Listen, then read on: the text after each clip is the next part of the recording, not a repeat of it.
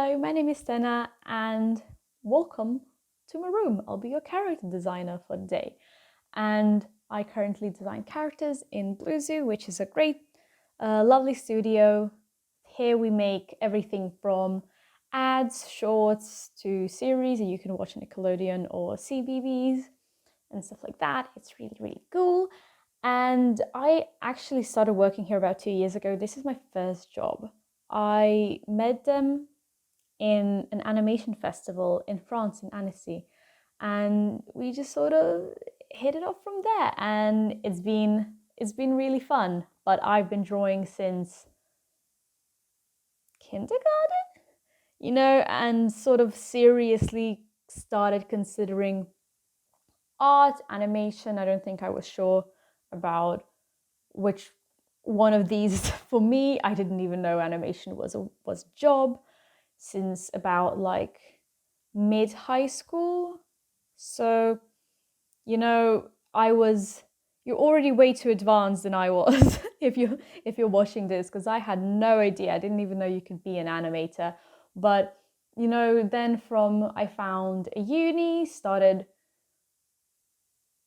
maybe like doing some Erasmus, doing some internet not classes, sort of videos, tutorials like that, and kablam, here we are. Now, let's talk about design. So, what is a character designer, you ask? Well, we create characters that you see running about on the screen doing fun stuff, and it's a really good time, at least it is for me. We work in a team normally, so we would start by reading a script, trying to see how we can make this character really fit the world, fit the personality, work with other characters really well, but also have their own uniqueness and interest and be really, really fun. We try to make them very fun for the people who are watching the thing. So how does one make a fun character other than just draw a person? Well, this is where the design bit come in. For example, when you watch a show, animated, live action, when you watch a film, everything there is placed for a reason. They have an empty room and they have to put things, but everyone chooses carefully what things they put in. And when you have to draw them, you have to design them first. So every design actually has quite a lot of thought into it. For example, a chair in Paddington would be a different chair from the one in Avatar: The Last Airbender, if you think about it. It tells you where the story's set, who uses this chair. Is it a very rich Earth Kingdom empress, or is it a little chubby bear? The shapes of those entire worlds, of those entire environments are very different, and you don't only use it with shapes. You also use it in light. You also use it in colors. You use it in you also use it in angles and composition. So everything we do serves to tell the story. So you can be immersed in this world and you can really believe it, and it all feels very, let's say, I wouldn't say homogeneous. It all is harmonious together. But so you don't even have to think about it, which is really, really fun. So for example, when you see a villain, you don't even have to think that they're a villain. You don't have to be told that they're a villain, because you understand it. There's something about them that makes them evil looking. And there's also like something about a good character that makes them like, soft and happy looking. So this is where we come in and try to come up with the ways to make that interesting. And I'll explain that when we jump over to my desk at another angle, and I'm going to show you some examples of how we do it. Hello, hi, welcome to my desk. Now let's talk tools, because we have to draw on something. Personally, for my own personal work and the stuff I normally put on Instagram and stuff like that, I use this iPad. It's an iPad Pro 2nd generation. I got it secondhand because it was way cheaper that way. I've been loving it. For work, I've been using this big boy that doesn't even fit in the screen. It's so big. It's all black. So it's an Intuos Pro. It's by Wacom. It's really big. I still own a baby version of this. It's called the Bamboo. It's about this big. And, it's still got the job done. It's so old, it's discontinued for years and years and years now. But you know what? Still works. But for today, we're going to use everyone's best friend, the good old boring pen and paper. Because, and I cannot stress this enough, tools don't make you a good artist, right? People get so worked up about, I don't have the latest tools and I don't have a really expensive, nice antique or a really nice whatever, and I can't be a good artist because I don't have those fancy brushes and I don't have this and that. No. Tools are really expensive and Photoshop's really expensive as well, especially if you're beginning. And for the longest time, I think throughout high school and uni, I used this bad boy, and a lot of my traditional stuff actually still is in my portfolio because it's just good. I have a lot of my color pencils and watercolors and inks that I still really, really love. And the best way to practice is through pen and paper. Since you're a beginner until you are a seasoned artist, we still love it. This is still my most used tool, and it's the best way to, really get going, get those creative juices flowing. And then, when you get a bit more experience, you can start saving up for software. As you can see, I don't even have software. Actually, my work gave me my laptop and my Intuos because I didn't have them, and that's okay. You don't need to either. So let's start off with some basics. Right, so when you think characters, let's talk shapes. Every character that you know and love has a very recognizable silhouette, and that is what makes it a very strong design, let's say. So when you create a character, like we said, everything is storytelling. You need to be able to recognize what this character is about from the first second that you see it. But how do you do that? Is it through accessories? Is it through little details? Yeah, it is. But also the first thing, like even when you squint, even in the corner of your art that we recognize is the silhouette. And silhouette is comprised of shapes, which all, believe it or not, have their little, let's say, not meaning, have their little symbolism, I guess, connotations. So let's start, very basic. You got your square. Now, when you see a square, like you can really think about the shapes, and this is like, it's really sturdy, it's very strict, it's very rigid, it's parallel, it's got like gosh, how do I explain it? It's got this like strength to it. Okay, if that makes sense. Okay, now let's talk like a circle. A circle normally is a very soft shape. It's very inviting. If you think about all your favorite characters that are like good characters, for example, let's say Genie, he's full of these like swirly, twirly, like soft shapes. This is very bad. But, it's a Mickey Mouse is basically just like circle, circle, circle, circle. It's a Mickey Mouse, right? So these round shapes, they're very huggable, they're very warm, they're very homey. And you can use that in your design. And for example, if you go with like a triangle,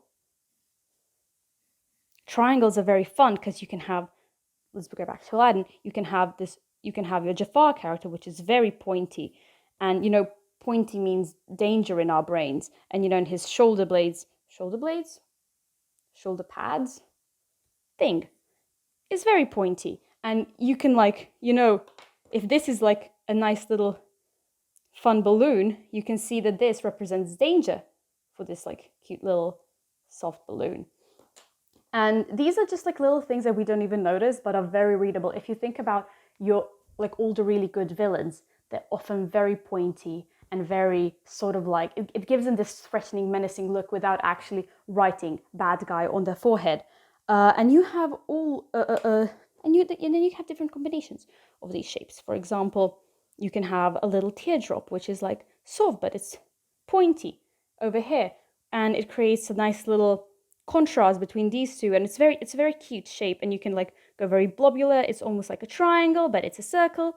And just doing like a lot of contrast with it. So if you just like turn it around, suddenly from this like stable shape, it becomes very unstable. And it gives this little contrast. But these are just like basic geometry shapes, right? So how do you actually do something with it?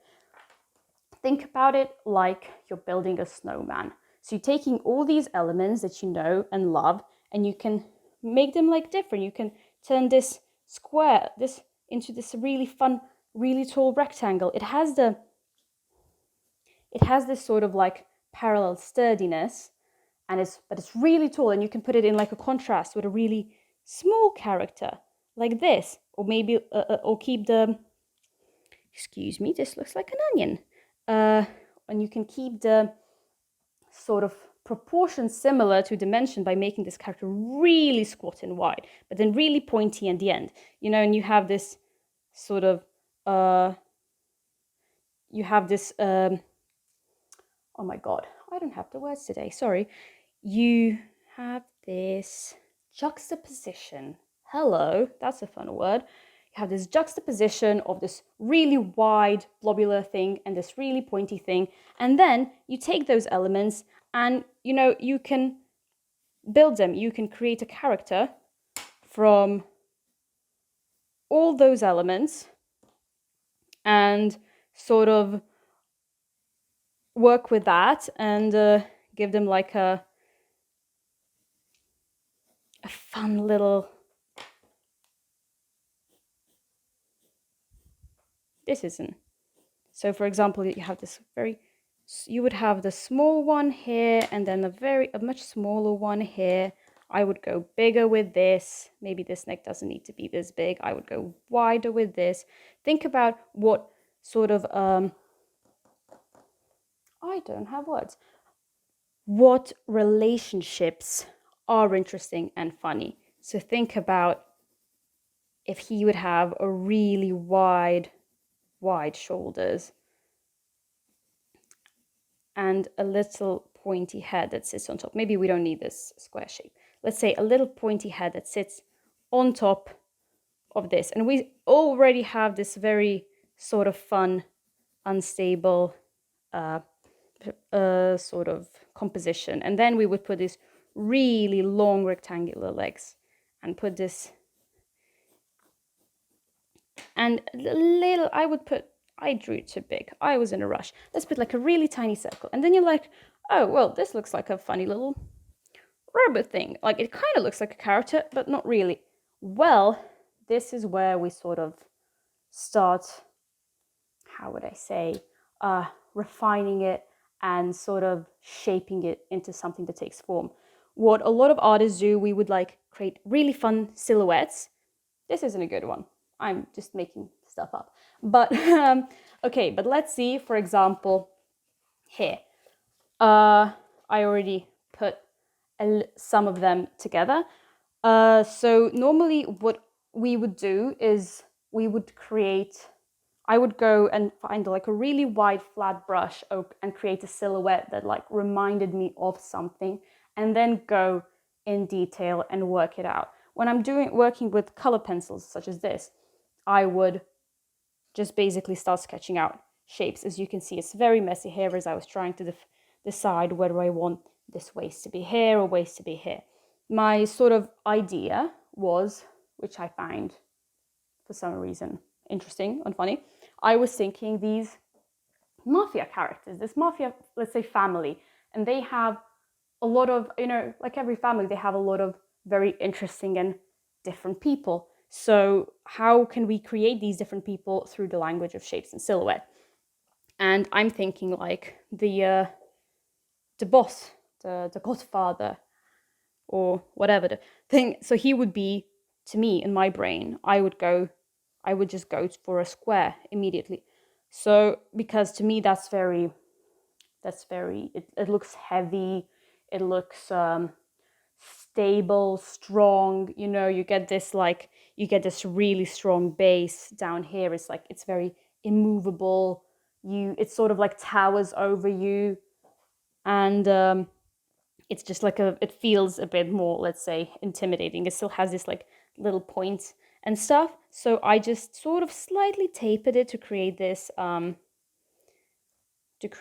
little thing of contrast. But this is just, shapes. So what I would do, I normally would draw this much lighter, and when I have this sort of composition and these like shape relationships, I want this head to be really small compared to this body. And I was thinking, oh, if I put the waist over here, or maybe that's too comical. If I put it like a bit lower, if his legs are a bit shorter compared to his upper body.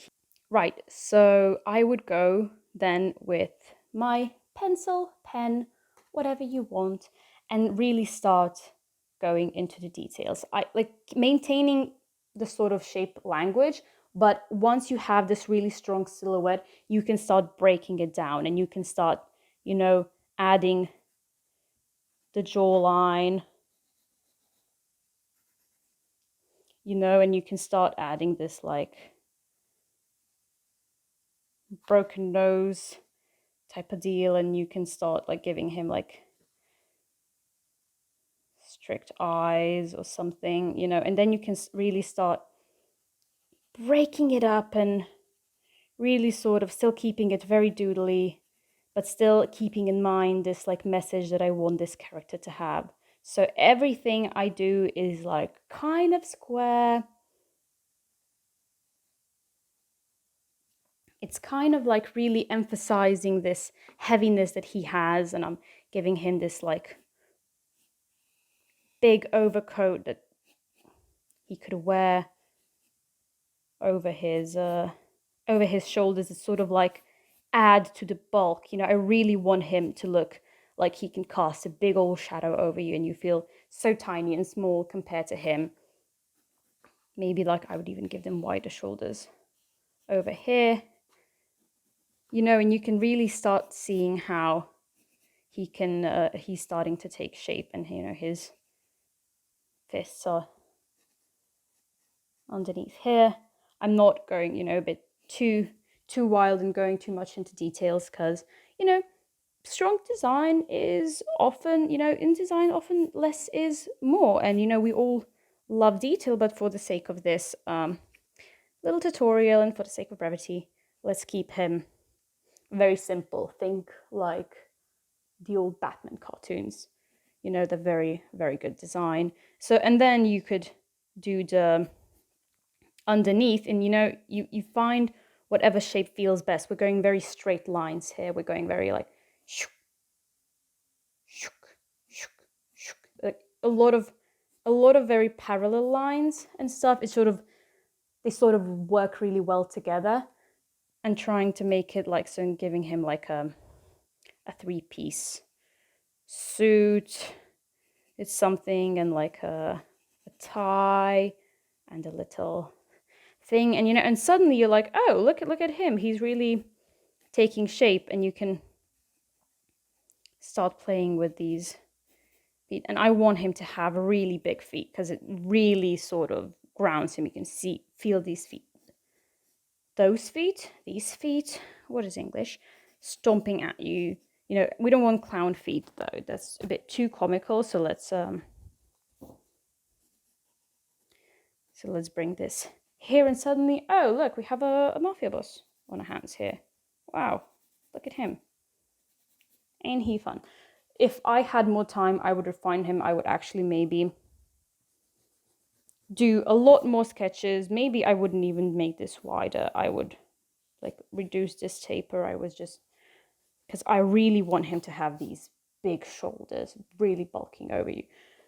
But okay, now let's say, for example, moving on, an accountant type character, you know, for this mafia family, you know, whatever. Like, let's say a female character, she knows all the secrets. She's the one holding the information. So we sort of want to have this. So let's see what makes this really interesting. Let's have a little contrast. Let's try and make her look very cute, but also like have the audience know that there's like something devious going on there. She's all very like fluffy and bubbly, but you really know she can tear it all down if she wanted to. So I'm using this little teardrop shape because I think it's very appealing. Also, I would, if you know, I had some time and do some doodles to do a lineup, I would make her significantly smaller than him to make her seem way less intimidating, to make her look way less intimidating than he is. So I'm using these little bean shape and repeating this shape again for the little bun. So let's see how we can break this down. So I'm thinking she's got this she's this sort of slightly, I would maybe like make her a bit slightly plump because I think that's very appealing and cute.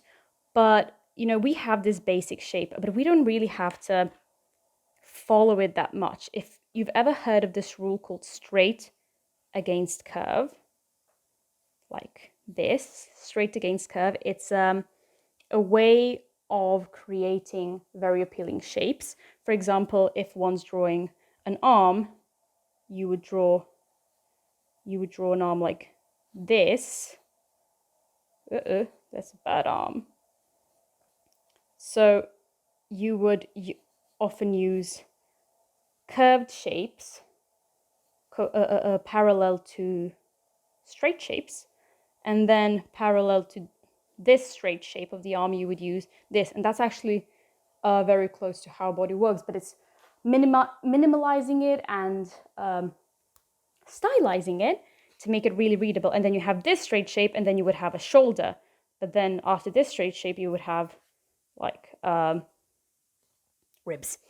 Or for example, on the leg, you would have a thigh, your knee, you would have the shin, and then on the back side of the leg, you would have this. So let's say, so can you tell this? Does this make sense? So you are using curved against straight shapes and then switching it around, and it creates a very appealing flow. So I'm thinking for her, I sort of want to go there because I want her to be like a bit busty, you know, it's a bit like motherly type character, and you're like, oh, she's sweet, she looks nice, but then actually we're going to add some more spiky elements to really classify her as a villain. So I would use straighter. I'm still doodling, you know, don't take it too seriously. Slightly straighter because I want this to have still this, to keep this this nice little curve behind her. It's very appealing. But I would have this too, and I would do, oh, and I can create a little bum from this side, but keep these shapes, you know. So we are breaking apart this a little bit, but that's okay because she needs legs, you know, she's not a little floating ghost.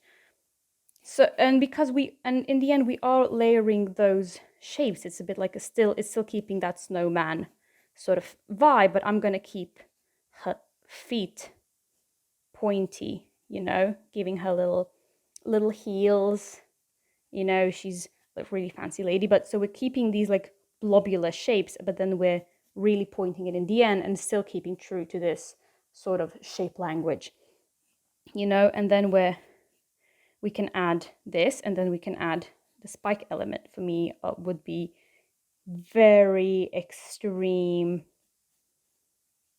pointy glasses, let's say, you know, and she still has, she would still have those, like, you know, soft little arms, you know, and she would be carrying her little notepad with her, you know, and she still like feels quite innocent in a way, you know. We'll give her a little scarf, a little brooch here, but then we start adding these like pointy little devious bits of deviousness in her. So we're gonna give her these like really pointy, like cat-like eyes. I think we can go pointier with her in the top, because basically we're contrasting these circular shapes and these pointy triangle shapes and trying to push them into one to sort of like create this, let's say, a dilemma. When you look at the carrot and you're like, what's going on there? Maybe we can create a little widow's peak or something, you know, and she can have these like really nice dangly earrings. She's very fancy.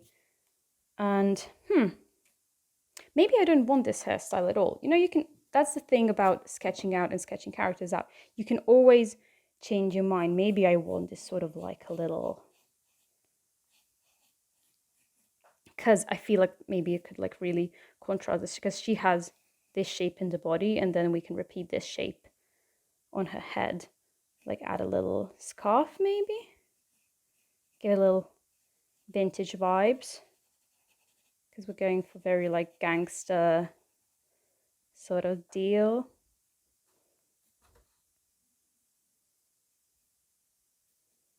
Now,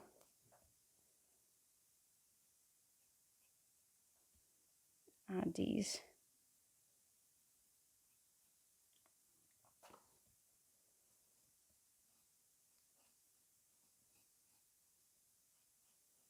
Maybe we can start even, because this guy has very square ears, we can maybe like point her ears a little bit. You know, don't make elf ears or something, but it's still something. You know, and then when you can really push it and try to play around with these proportions and shapes, and you can really sort of get there.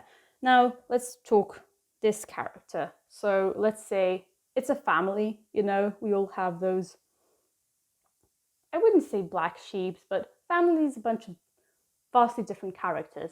And let's say, you know, maybe this family's really tough and harsh, and maybe this guy doesn't really fit in. You know, he's all wobbly and lanky, and he's all not, I'm not talking physically doesn't fit in, but mentally, but his physical appearance reflects his mental state. That's why he would be so recognizable, especially compared to these guys. And so let's add like a circle. So he's very soft, but make it like in contrast, make the circle really big. So it looks a bit almost awkward to his like lollipop body. You know, he feels like he might fall over. We can add this so we can see better. Maybe we can put this attempt of a slick back hair, but make it, you know, still unruly. So he still has this curly hair that really doesn't want to go there, but he's really trying, you know. And we can really emphasize the circle with giving him like big glasses, or, you know, maybe not. Let's see how this works. And maybe like also like a circular, like a long nose, and he's a bit unsure, you know, about his place. He's got these, maybe we can do big ears for him, because, you know, again, we're like really pushing these shapes and making him look a bit like you know, push him a bit more on the awkward stage. So give him this like roundness in the head and this like maybe this bulk, and then we have this like really wiry body with these like soft shoulders. So this is like a complete contrast to this guy. So this guy is like bam in the shoulder, and this guy's very like all slopey, very meek, you know. And doing this, the posture really helps out. You would give him these very wobbly, like rubber hosey limbs. They're very long. He can have clown feet. You know, he can have these, like, he doesn't fit in. He really tries, but it's all a bit awkward. But what we're doing is, you can see, like, we still have, if we're keeping one limb long, we're keeping all the limb long. So we're keeping his neck long, his arms long, his legs long. Let's not make it completely rubber hosey, because that's not in the same family as these guys. But we are keeping it, and he needs big clown feet actually to keep his balance, you know. And he can have these sort of like nerdy, let's say nerdy, like a kind of vintage nerdy glasses, and maybe like his suit's too big for him. Oh, I'm starting sketching in everything in the color pencil. Let's do it in this. Maybe he has a little mustache, you know. He can't even grow this nice little, let's give him a nice little pencil mustache. So he has this little baby stubble. It doesn't really do much to his appearance as a tough mobster, like a gangster type. You know, he's got maybe like, his eyes are still round, you know, much unlike this guy who's got this really like tiny piercing eyes, and his eyes a bit wide. We do want to keep their eyes relatively the same size, because we still want them to belong to the same world. You know, people still have samey sized eyes. And try this little slick back hair attempt of his, and you know, maybe his suit is too big, but it's still like sloping. We want this sloping action to happen. He's awkward, maybe has a little thing. So you really start getting the picture of this guy. He can have these wobbly sort of bunched up fabric, because these round shapes offer just message softness to us and softness of character, while this one messages hardness of character. So, you know, that's a quick little example, maybe not so quick. Let's put this in a character that's already been designed by me, and try to, oh, this doesn't fall over. Yay. Pencil sharpener. Right, so for example, what you can do with this thing that we learned now, with these characters, this little idea, you can start applying to your stories, to your characters. Just sort of like start really Frankensteining those shapes and trying to come up with a significant thing that really tells the story about the character. For example, here I have Matilda from a Roald Dahl's book that I really, really love, have always loved since I was a kid. So I'm thinking about my way that I would do Matilda, the way I would imagine Matilda, let's say, from scratch. If I've never seen the film, if I've never seen the illustrations, thinking about the character Matilda. And you can really go wild, especially with book characters, because oftentimes they don't have a physical description or an actor you relate them to, or you can even just like completely reimagine it and come up with your own thing, like, let's say, Little Red Riding Hood, like anything, if you struggle with coming up with your own stories. But, you know, everything is great for practice and everything is really fun. Okay, Matilda, how did I come up with, let's say, this really quick rough design of Matilda? So when I think Matilda, I think brains. I think she's so clever, she's so imaginative, she's just next level intelligence. So to my head, I'm thinking head, brain. You know, I would give her maybe this little lollipop shape, you know, big head, small thin body. You know, it's eventually evolved to this. Maybe it's a bit too big. She looks a bit old, I would think. She's a bit sick in the books. So I would maybe scale down her body for future. Kids normally tend to have larger heads and grown-up sized facial features, but differently arranged. So when you arrange a face or when you arrange a body, you can actually think about the age that this craze. For example, teenagers often grow in different stages. So for example, their feet and their hands are actually disproportionately big to the rest of their body. Or for example, children don't often have a neck. I mean, they do have a neck, but babies don't have necks, like visible necks, and children definitely don't have long necks. It's something that really classifies you as an adult. And these little things that you can start noticing when you start people watching or doing live drawing, which is drawing from film or from your family or whatever, you start noticing these little things and you can play around them. For example, kids often have a nose quite close to their eyes compared to adults. Anyway, like much more bunched up. So, Matilda, back to her. I'm thinking head. So I want to give her this like round, soft, friendly, bubbly head. Really love her. But then I'm thinking that's not enough.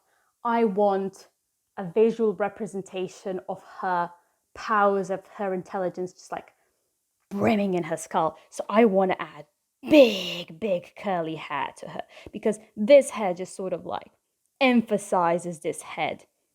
It's all relatively circular, so I'm keeping this relatively round. Can you see?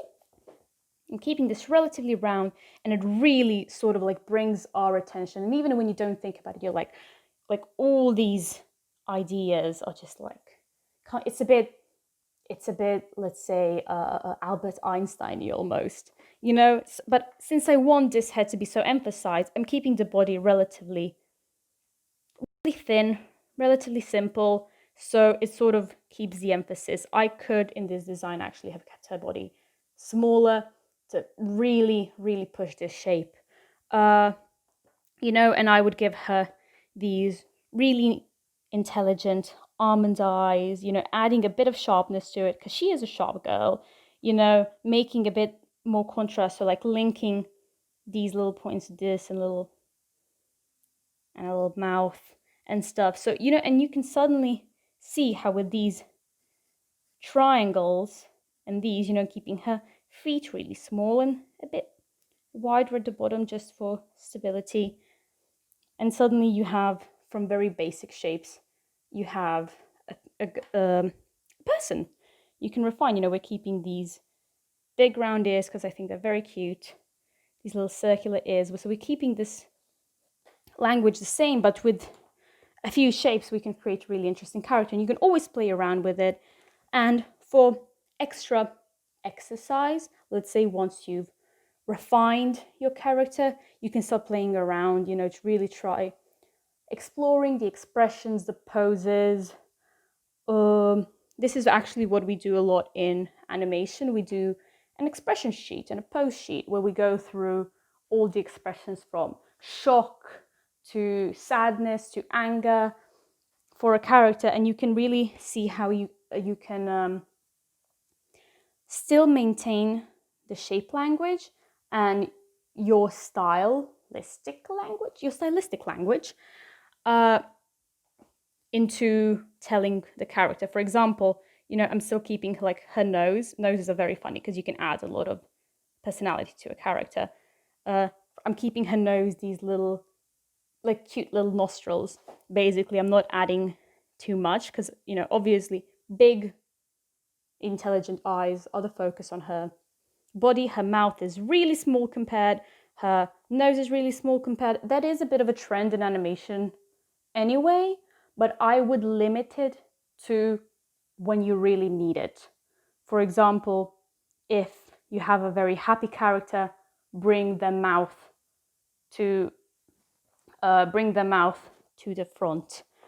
So if we're keeping round shapes, like try to keep maybe her mouth like round when she smiles, you know, or you can like try and see how her mouth would look if it was a pointy smile. You know, you have these pointy smiles, and then you have very soft, sort of like bean-like pointy smiles, and then pointy smiles, round smiles.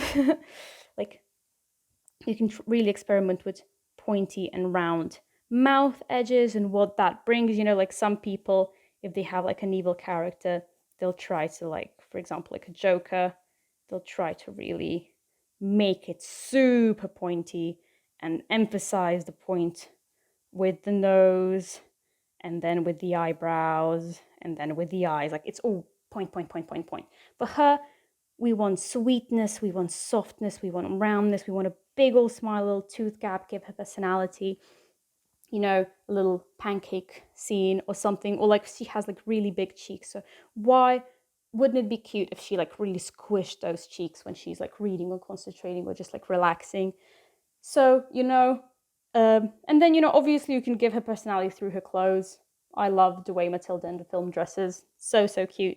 But you can come up with your own things, you know, your own versions of it. Maybe she's a bit more plain, because in the book she's just emphasized what a normal girl she looks like on the outside, you know. Or you can just go completely wild and she can be super eccentric and super different and doesn't give a flying feather about whatever anyone thinks. And you know, that's really cute. I kept the bow because I love it. But you know, you can make the bow really big. You can ditch it. Have fun, and have fun with your own characters when you do them. And if you do want to push it a little bit and sort of really explore the characters and the story you're creating, do little interactions or little poses or little expression sheets.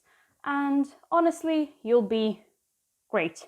You just have to practice and try staying on model for different faces and different expressions. It's hard. It's all practice. Don't worry, none of us got there overnight. It's okay. So you just gotta do it, do it, do it, do it. And you know what? Drawing from life. Draw that old grandpa you saw riding a scooter and thought it was really funny, you know, or a girl with a really funky sense of fashion that you saw walking on the street. Don't limit yourself, and I'm telling this with all the love in my heart. When you do character design, don't limit yourself to pretty girls in cool outfits on Pinterest. I do it for fun. Don't get me wrong, it's very fun, it's very great, it's good on Instagram. If you want to practice character design, I would suggest go for old characters, young characters, awkward, super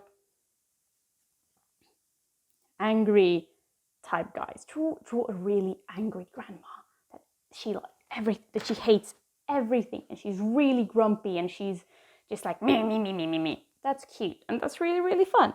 Or, you know, draw whatever you feel like. Remember to have fun.